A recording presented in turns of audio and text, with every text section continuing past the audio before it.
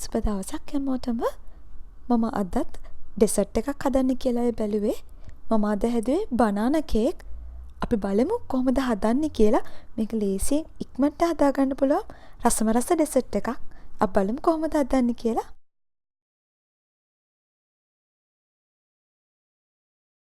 මේ වගේ cooking videos බලන්න කැමති නම් අපේ channel එක subscribe කරලා bell button එක click කරන්න. මම කෙසෙල් ගෙඩි දෙකක් ගත්තා. මේ වගේ සයිස් ලොකු කෙසෙල් ගෙඩි දෙකක් අරගෙන පොඩි කෑලි වලට කපා ගන්න.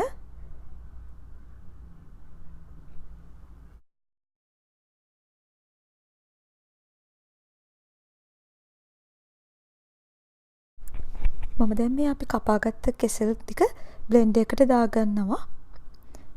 කෙසෙල් ගෙඩි දෙකම මම කපාගෙන බ්ලෙන්ඩර් එකට දාගෙන තියෙන්නේ. දැන් මම මේකට සීනි කප් 4න් 3කුත් එකතු කරලා කෙසෙලු සීනි ටික හොඳට බ්ලෙන්ඩ් කරගන්න යන්නේ. හොඳට පල්ප් එකක් වෙනකම් බ්ලෙන්ඩ් කරගන්න. මේ අපි බ්ලෙන්ඩ් කරගත්තට පස්සේ සීනි කෙසෙල් මික්ස්චර් එක බලන්න හොඳට බ්ලෙන්ඩ් වෙලා තියෙන්නේ. ඒක හොඳ උකු ද්‍රාවණයක් වෙලා තියෙන්නේ. දැන් මේ කෙසෙල් සීනි මික්ස්චර් එක මේ වගේ භාජනයකට දාගන්නවා.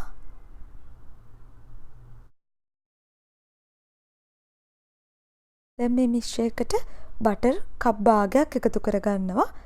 ඔයාලට කැමති නම් බටර් වෙනුවට එළවලු තෙල් කප් භාගයක් වුණත් එකතු කරගන්න පුළුවන්. බටර් ටික අපි මේ විදිහට ටිකක් මික්ස් කරගන්නවා.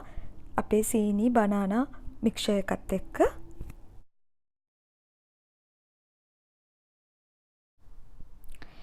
දැන් මම මේකට ඉතුරු ඉන්ග්‍රීඩියන්ට්ස් ටික මේ වගේ ස්ට්‍රේන් එකක් තියලා ඒකට තමයි එකතු කරගන්න යන්නේ. මම ඉස්සෙල්ලාම all purpose flour කප් 1/4 එකක් මේ විදිහට දාගන්නවා.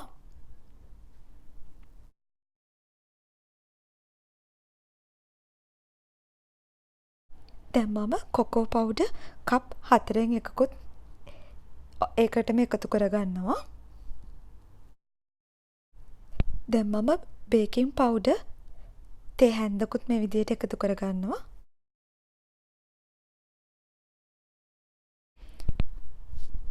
බේකින් සෝඩා තේ හැඳි 4න් එකකුත් එකතු කරගන්නවා. දැන් අපි මේ ඉන්ග්‍රීඩියන්ට්ස් ඔක්කොම ටික අපේ බනානා මික්ස්චර් එකට මේ විදිහට එකතු කරගන්නවා.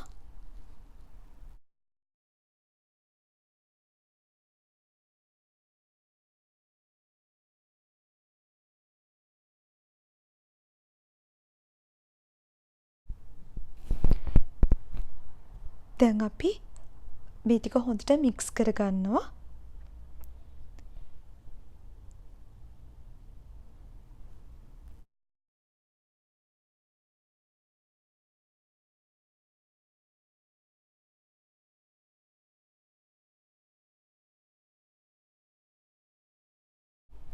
මේ විදිහට මික්ස් කළාට පස්සේ මම දැන් මේකට කිරි කප් භාගයක් එකතු කරගන්න යන්නේ. මම මේ කිරි එකතු කරගන්න ටික ටික කිරි දාන ගමන් මිශ්‍ර කරගන්නේ. ඒක නිසා එකපාර කිරි ටික දාන්න නැතුව ටික ටික දදා මේ විදිහට හොඳට මික්ස් කරගන්න.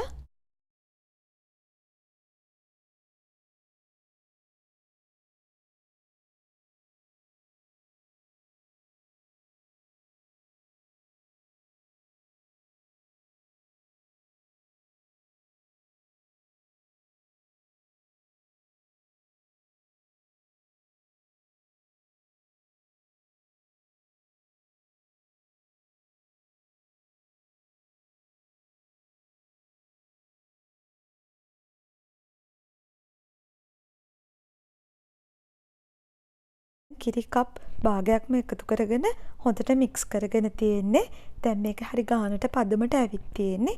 අපිට පුළුවන් දැන් මේ වෙලාවේ වැනිලා ටිකක් එකතු කරගන්න. මම වැනිලා තේ හැන්දක් එකතු කරගන්නවා. තමන්ගේ රස අනුව එකතු කරගන්න පුළුවන්.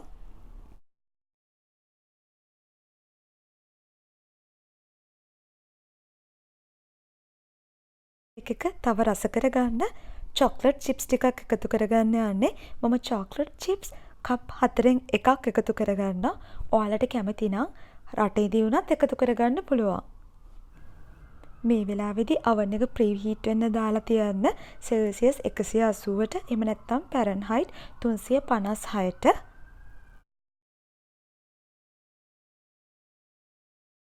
මම දැන් මේ විදියට ඔයිල් පේපර් එකක් දාලා හදාගත්ත කේක් ට්‍රේ එකකට අපේ මේ බනානා කේක් එක දාගන්නවා.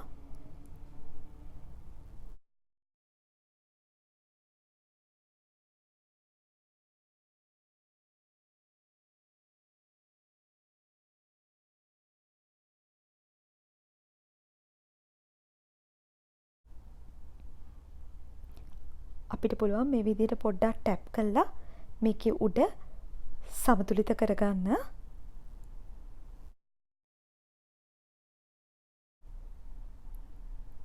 මම දැන් මේ කේක් එක තවත් ට්‍රේ එකක තියලා ඒකට පොඩ්ඩක් රස්නේ උණු වතුර දාගන්න යන්නේ.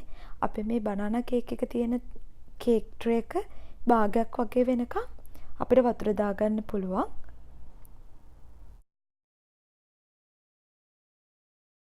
මම දැන් අපේ කේක් එක බේක් කරගන්න යන්නේ 355 උෂ්ණත්වයේ. මම මේක විනාඩි 50ක් බේක් කරගන්නවා.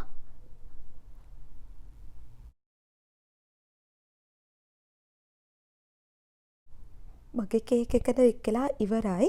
මම දැන් මේ කේක් එක එළියට ගත්තේ බේක් වෙලා නිමෙන්නත් ඇතුලේ තියලා ඊට පස්සේ තමයි මම oven එකකින් එළියට ගත්තේ. මගේ කේක් එක නම් අද උඩ පැලිලා මට අමතක වුණා ෆොයිල් එකකින් මේක කවර් කරන්න. ඒක නිසා ඔයාලා මේක බේක් කරද්දි මතක ඇතුව ෆොයිල් එකකින් කවර් කරලා බේක් කරගන්න. එතකොට උඩ පැලෙන්නේ නැතුව ගන්න පුළුවන්. කේක් එක හොඳට බේක් වෙලා තියෙන්නේ.